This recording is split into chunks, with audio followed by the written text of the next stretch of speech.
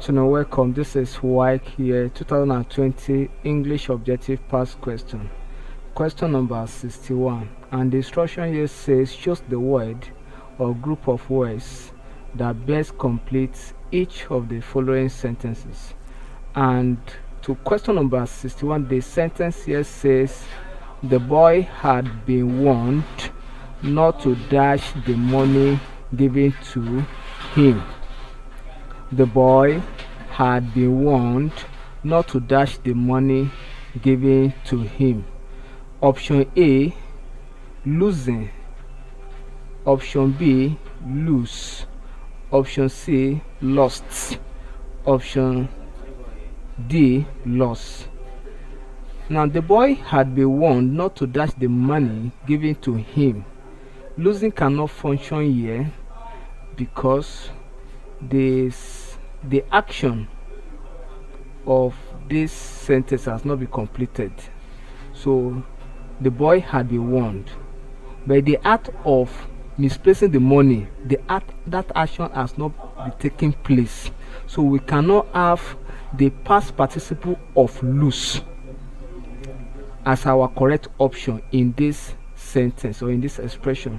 Then lose, when you talk of lose, it's in this lose as a verb, it means to untie something. Then when you talk of option C, loss, so loss can also function in this expression grammatically, because when you talk of lost, it means unrepairable. Let's say unrepairable,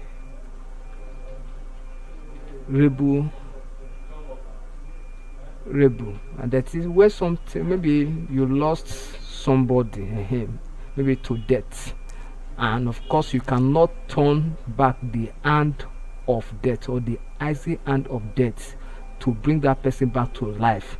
Lost function in that content. Then also lost also function in the content that thing is no longer in your possession. When something is no longer at your possession, then loss has taken place. You are no longer in control of that thing. But in this expression, the boy had been warned. The boy was warned, yes, not to dash. The word, the determinant here and the preposition here, telling us that the boy has not misplaced the money, not to dash the money given to him. The money has been given to him, and that's why we have the verb past participle given, and then we have the word warned in the past tense. Then the boy had been warned not to lose the money given to him. So option D is the correct option in this expression. So the boy has been warned not to lose the money given to him. So lost in this, so the interpretation of this verb lost here simply means to misplace something. To misplace something.